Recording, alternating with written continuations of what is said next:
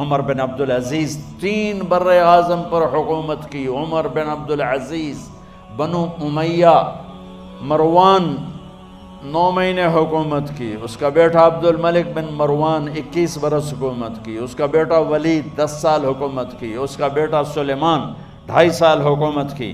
اسی تخت پر بیٹھے عمر بن عبدالعزیز. پہلے چاروں نے اللہ کے شریعت کو قربان کیا حکومت کے لیے. عمر بن عبدالعزیز نے اپنے آپ کو قربان کیا اللہ کے لیے. حکومت کو پاؤں کے تلے رکھا اور اللہ کی رضا کو سامنے رکھا. کیسی سلطنت کی؟ جب گورنر تھے تو 60 اونٹوں پہ سامان چلتا تھا. جب امیر المومنین بنے تو بچے کہنے لگے ماں سے، بچے بچیاں 12 تھے، ماں سے کہنے لگے کہ عید کا موقع آ رہا ہے، ابا سے کہو ہمیں نئے کپڑے تو لے کر دیں. ان کی ماں کا نام ہے فاطمہ، بچوں کی ماں کا نام فاطمہ بنت عبد الملک. یہ دنیاوی سٹیٹس میں سب سے بڑی خاتون گزری ہے. آج تک اس کے لیول کی کوئی عورت نہیں آئی. دادا بادشاہ، باپ بادشاہ، 4 بھائی بادشاہ، 6 خامند بادشاہ، 7 نسبتوں سے یہ عورت شہزادی رہی ہے. حضرت عمر گھر آئے، بیگم نے کہا بچے کپڑے مانگ رہے ہیں. حضرت عمر کہنے لگے میرے پاس تو پیسے نہیں ہیں، تنخواہ میں تو مشکل سے روٹی پوری ہوتی ہے، کہاں سے لے کر دوں؟ تو تھوڑی دیر خاموش رہیں. بیگم پھر کہنے لگی آپ ایسا کریں، اگلے مہینے کی سیلری ایڈوانس لے لیں، اس سے میں کپڑے لے لیتی ہوں اور روٹی کا خرچہ میں مزدوری کر کے گھر بیٹھے مزدوری کر کے چلا لوں گی، آپ 1 مہینے کی تنخواہ ایڈوانس لے لیں. حضرت عمر بن عبدالعزیز واحد خلیفہ ہیں جن کے دور میں 3 بر اعظم میں زکوٰۃ لینے والا باقی نہیں بچا تھا. یہاں لاہور بھی ان کی حکومت کے نیچے تھا، جنوبی اسپین فرانس ان کے حکومت کے نیچے تھا، کاشغر تک ان کے حکومت کے نیچے تھا، استنبول کے دروازوں تک ان کی حکومت تھی.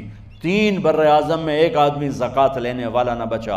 اور اپنا حال یہ ہے کہ بیگم سے کہہ رہے ہیں پیسے کوئی نہیں، کپڑے کہاں سے لے کر دوں؟ اور بیگم طریقہ بتا رہی ہے کہ آپ اگلے مہینے کی تنخواہ ایڈوانس لے لیں، اس سے میں کپڑے لے لوں گی اور چولہے کا خرچہ، روٹی کا خرچہ میں گھر بیٹھ کے مزدوری کر کے کما لوں گی. تو حضرت عمر کہنے لگے ہاں یہ ٹھیک ہے. باہر آئے وزیر خزانہ مزاحم، انہیں بلایا کہ بھائی ہمیں اگلے مہینے کی تنخواہ ایڈوانس چاہیے. یہ تنخواہ والے لوگ بیٹھے ہوئے تنخواہیں لیتے ہیں.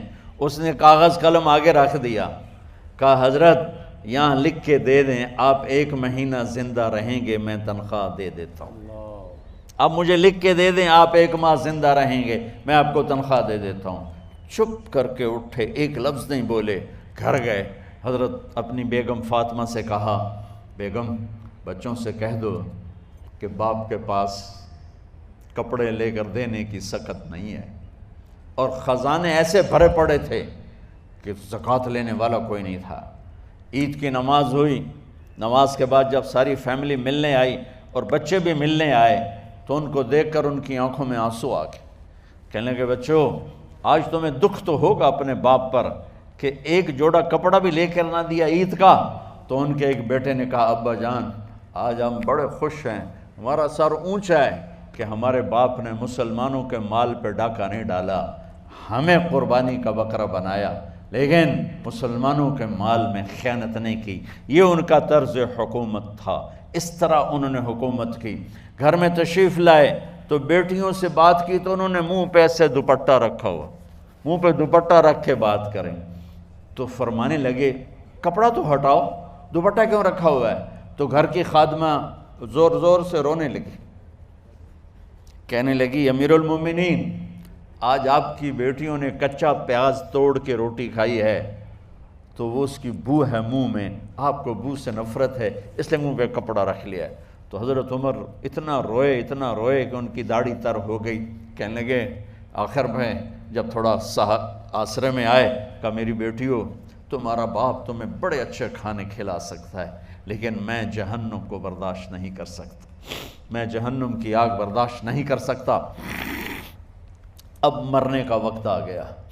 جب وہ گورنر تھے تو 60 اونٹوں پہ ان کا سامان چلتا تھا، اور جب وہ امیر المومنین بنے تو عیادت کے لیے لوگ آ رہے تھے، تو صالح عیادت کے لیے آئے، فاطمہ کے بھائی، کپڑے دیکھے امیر المومنین کے، تو بہن کو ایک طرف کر کے فرمایا، بڑے نیک سرداروں میں سے تھے یہ مسلمہ بن عبد الملک، کہنے لگے امیر المومنین کے کپڑے تبدیل کروا دو، لوگ پوچھنے آ رہے ہیں تو میلے کپڑے اچھا نہیں لگتا، کہا جی بھائی کرواتی ہوں۔ اگلے دن جب وہ حال پوچھنے آئے تو پھر وہی کپڑے تھے، تو انہوں نے ان کو الگ جا کر کہا بہن میں نے تمہیں کہا تھا کپڑے بدلوا دیتی، کیوں نہیں بدلوائے؟ تو وہ رونے لگیں، کہنے لگی کہاں سے بدلواؤں، جوڑا ہی ایک ہے، جوڑا ہی ایک، کہاں سے بدلواؤں؟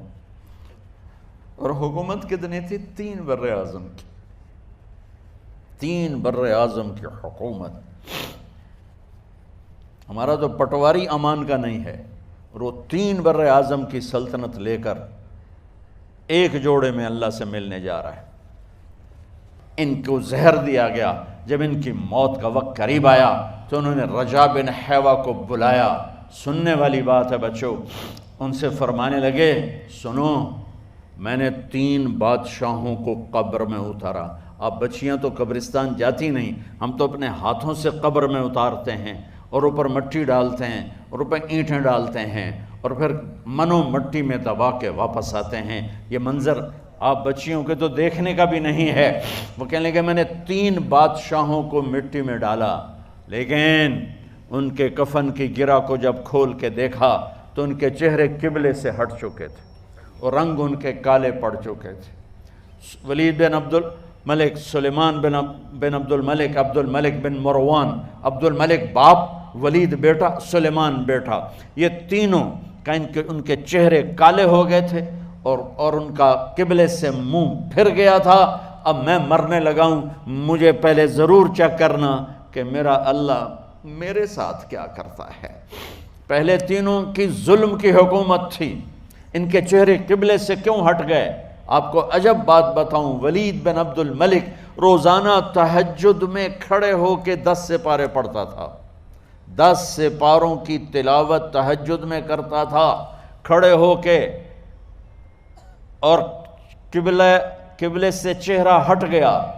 سلیمان بن عبد الملک تہجد گزار، چہرہ قبلے سے ہٹ گیا، ظلم کیا، ظلم کیا، ظلم کیا، خون کو پانی بنا دیا، حکومت پر شریعت کو قربان کیا، رشتے ناتوں کو قربان کیا۔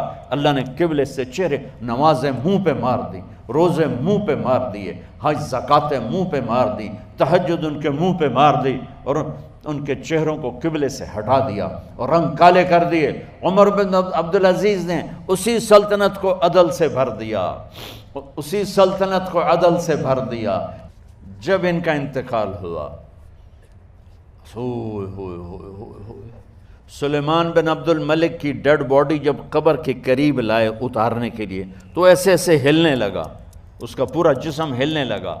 تو اس کے بیٹوں نے کہا کہ ہمارے ابا زندہ ہیں، تو حضرت عمر نے فرمایا بیٹو زندہ نہیں ہیں، عذاب قبر جلدی شروع ہو گیا ہے، عجل اللہ بالعقوبہ، قبر کی پکڑ پہلے شروع ہو گئی ہے، چھپاؤ اپنے باپ کو جلدی۔ جب عمر بن عبدالعزیز کی ڈیڈ باڈی قبر کے قریب کی گئی اور ان کا بھائی اتارو، بھائی وہ باتیں شروع ہو جاتی ہیں، رومال ڈالو، چادر پکڑو، ادھر سے پکڑو، تو ایک دم ایسے ایک پرچہ ہوا میں اڑتا ہوا سب نے دیکھا، وہ آتے آتے آتے آتے آتے آتے یوں آ کے حضرت عمر کے سینے پر گر گیا۔ سب دیکھ رہے ہیں۔